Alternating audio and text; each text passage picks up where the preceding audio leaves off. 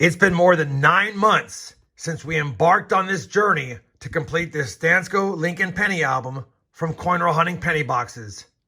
Today, we hunt 2 more boxes as we continue the quest.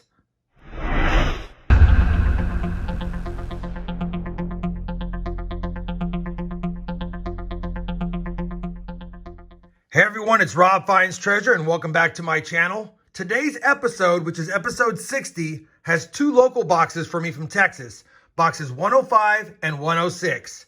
Now, if you're new to the channel or new to the series, I always have a link starting at the very first box that we started on May 9th, 2021, linked down below in the video description, as well as pinned up here.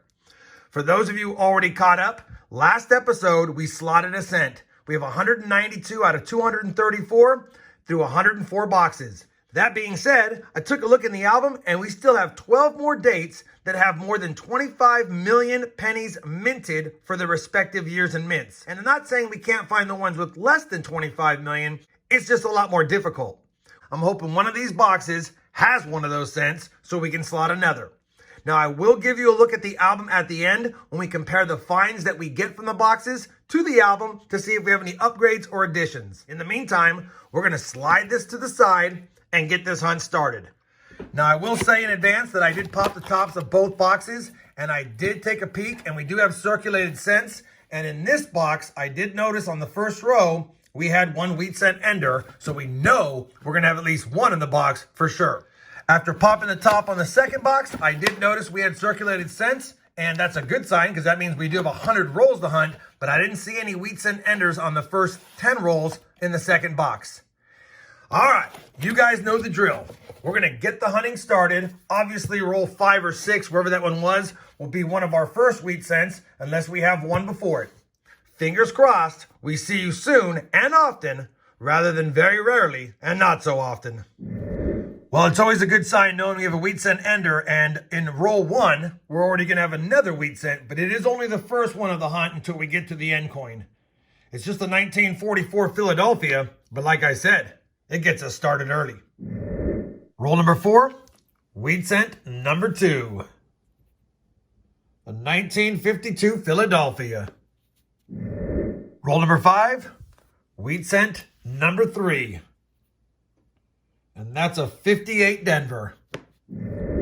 Roll number 6 is going to have the wheat scent ender that we saw in the beginning. So this will be wheat scent number 4. And it does look a little slick, so hopefully it's an old one. Wheat scent number 4 looks pretty old. And it is old, and it's another one of those 1919s, but no mint mark on that one. Either way, we'll definitely take a 1919 teens wheat scent as an ender and the 4th of the box through the first 6 rolls. Well, we're on roll number 20 now, so we've had quite a few rolls without a wheat scent, but we will have number 5 of the hunt, and it's a 51 Denver. Roll 29, and we're going to have 2 wheat scents because I see one here. When I flatten them down, I could see another date. I think it's a 46, but this one for wheat scent number 6 is another 1952 Philadelphia, and the one back here for number 7 is a 45P. We'll take them both. 7 on the board. Well, we're on roll 45 of the box, and I think the last wheat scents we found were in roll 29, so it's been pretty much a desert since then. But we have found something we have not found in a long time in roll 45. As I was sliding the scents down, right behind this copper scent, I do see an Indian head scent. It looks like it's in rough shape, but I will never get mad at seeing that in a bank box. The Indian head scent looks like it's a corroded 1906. You know what? I don't even care.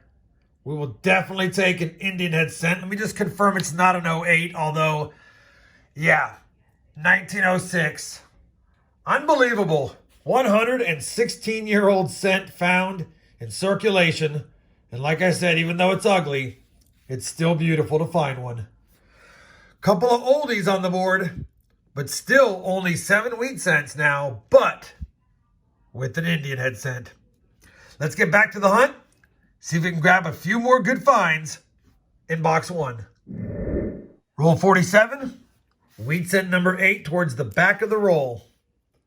This one is going to be a 1955 Denver. Roll number 49. Looks like we're going to have wheat cent number 9. 51 Denver again. Well, that's going to do it for the first box of this penny hunt. We have another box to go. It was a little bit light with 9 wheat cents. I do like 10, but when you include the Indian head cent, that does make 10 finds. And I'll tell you what, I'll take 9 wheat cents and an Indian head cent all day long. We got 1 Canadian. We got 4 59s, 2 pretty nice copper cents, a 64p and a 71D, and 2 69Ss, both of which weren't the DDO. I'll tell you, finding a couple of cents over 100 years old makes me happy and optimistic that the sister box could be good as well. That being said, I did want to take 1 second, and under the scope, we have 3 consecutive years of copper cents, memorial cents, 72, 73, and 74. And recently on one of my videos, one of my subscribers said that the mint changed the die in 1973, the reverse die, and they realized that the designer's initials, FG, were too big, so they decided to go ahead and modify the die, which now makes 1973, the reverse die at least, an actual only 1-year used die. For funsies, I went ahead and wanted to show you the difference in the sizes of the designer's initials. In 1972, the FG is really small. In 1973, the FG is significantly larger. And then in 1974, they made the designer initials a lot smaller, but still larger than the original design, but not as big as that 1-year 1973 design. So for those of you checking for the no FGs, if you ever noticed that in 1973, the FG is bigger, there you go. I want to thank the subscriber who pointed that out. Very kind to him. Figured I'd go ahead and show you guys an on-screen example of what he was talking about. All right, box 1 is done. Let's move on to box 2, and hopefully it's another good one. Roll number 55 out of the 100 roll hunt will give us our 10th wheat cent. And hopefully it's a little bit older. But it's a last year wheat cent, 1958 Denver. Roll number 64, and we're going to have wheat cent number 11. And this one's another 1952 Denver. Same roll, wheat cent number 12, and second of the roll is another 1955 Denver. Roll number 72, wheat cent number 13. It's our first from 1957, and it's minted from Denver. Roll number 76, wheat cent number 14. And that's a 44D, so we'll definitely just take a quick peek to see if it's the D over S. And it is not. 1944 Denver, another find. Roll number 79, and we're going to have wheat cent number 15, almost an under, second from the end, 1946 Philly. Roll number 82, wheat cent number 16.